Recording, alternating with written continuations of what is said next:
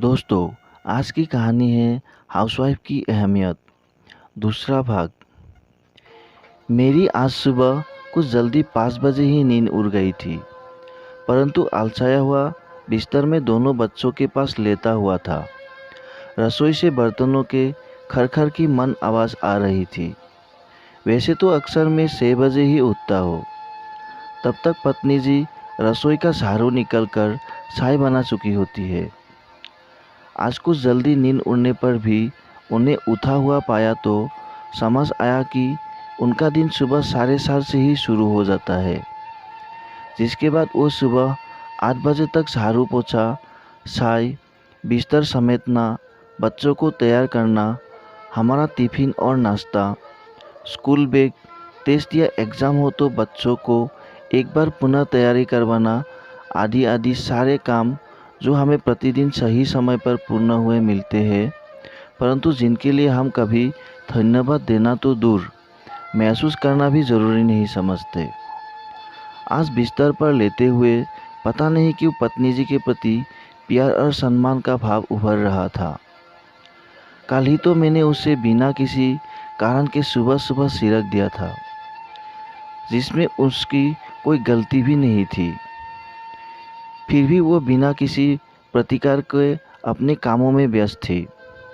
बच्चों की चिल्लाहट और मेरी झुंझुलाहट के मध्य उसकी भीनी भीनी मुस्कुराहट हर समस्या का समाधान होती है। सुबह उनकी उपस्थिति हर जगह पर महसूस की जा सकती है। रसोई में नाश्ते की तैयारी से, बाथरूम में बच्चों को नहलाने से मेरे कपड़ों की इस्त्री तक। पता नहीं कैसे वो इतने अल्प समय में हर काम निपटा कर हमें खुशी खुशी स्कूल और ऑफिस के लिए रवाना कर देती है।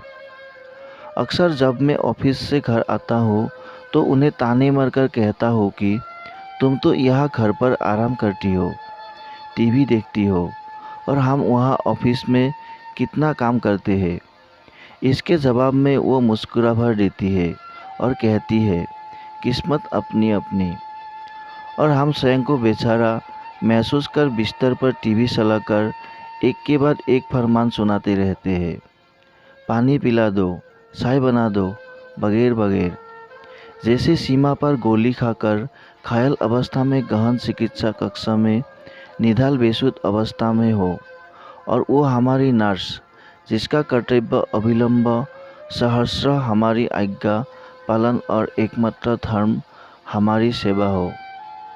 रात 10 बजे तक भी उनके काम खत्म नहीं होते और फिर हम अक्सर झुंझुला कर बोल ही देते हैं, क्या यार, तुम भी इन छोटे छोटे कामों में पूरा दिन निकाल देती हो। समझ नहीं आता कितना बेकार मैनेजमेंट है तुम्हारा।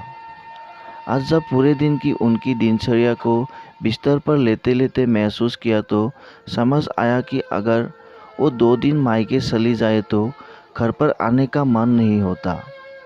खाना भी कभी खाया तो ठीक, वरना ऐसे ही काम चला लेते हैं और फिर फ़ोन पर उन्हें गरियाते हैं कि मायके जाकर बैठ गई हो और घर की कोई चिंता नहीं है।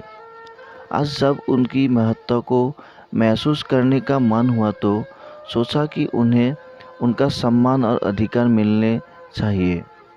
तभी महिला सशक्तिकरण, स्वयंसेवी संगठनों, आधुनिक विचारकों की बात मन में ख्याल आई कि क्यों नहीं उन्हें उनके मेहनतना की मासिक आय दी जाए, और मन ही मन प्रसन्न होकर हमने उन्हें 10,000 रुपये हाथ में थमा दिए।